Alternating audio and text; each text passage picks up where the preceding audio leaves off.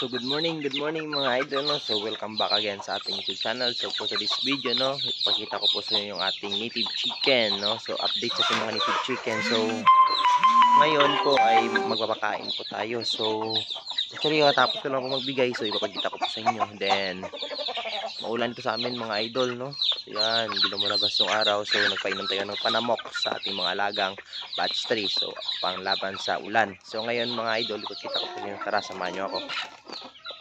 So yun mga kanitib, no. So this is our native chicken backyard, no. So yan yung mga alaga nating mga manok. And then nandito yung iba. So yan sila. So yung ating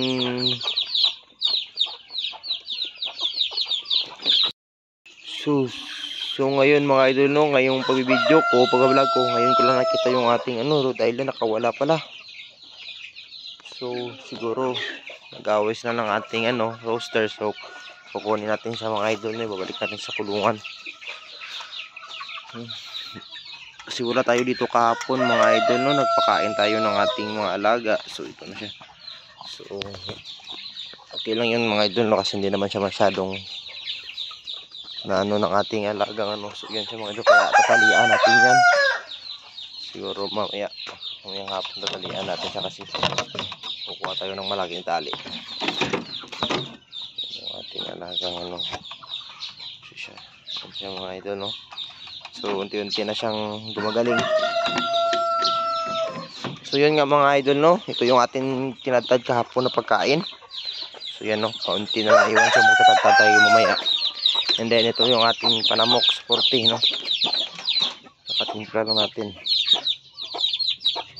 Yan, para sa ating batch 1.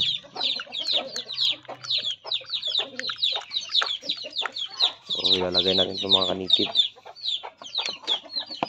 So update ko lang po kayo kapag nalagay na natin mga kanitib. So yun mga kanitib, no. So yan na, nalagay na natin. Ito yung kailang ina mga kanitib. So ipapalabas na natin kasi mga malalaki na yan. So kaya nila yung mga temperatura ng malamig tsaka mainit. Basta meron na sila talagang tubig. So update ko rin kayo mga kanitib, no, sa ating mga nangingitlog ng mga alagang manok. Ay ito pala yung mga kanitib, yung ating Rhode Island. So ngayon wala ko pong itlog, yung ating native na crossbreed natin sa native chicken tsaka Rhode Island.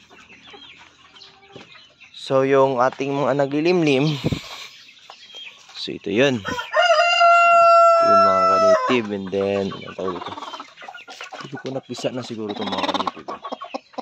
Uy, meron tayong bagong chicks mga kanitib. So yan, meron tayong bagong chicks. So meron tayong bagong aalagaan. So sobrang masaya mga kanitib, no, kapag ganito, pag ikay mapisaan ng itlog, no, napakaganda talaga tingnan. So ito mga kanitib, no, meron na tayong 6 eggs. So dito wala pa. So dito sa taas mga kanitib, tingnan natin kung meron. Wala pa rin mga kanitib. So for today's video mga kanitib, yun ang mga yung update sa ating native chicken. So mamayang hapon update ko kayo sa ating mga muscoviduck at saka mga pato. So yun lang po. Sa mga di po nakasubscribe, please subscribe my YouTube channel and click the notification bell para palagi po kayong updated sa Gregorio Native Chicken Backyard. So yun lang po at maraming salamat.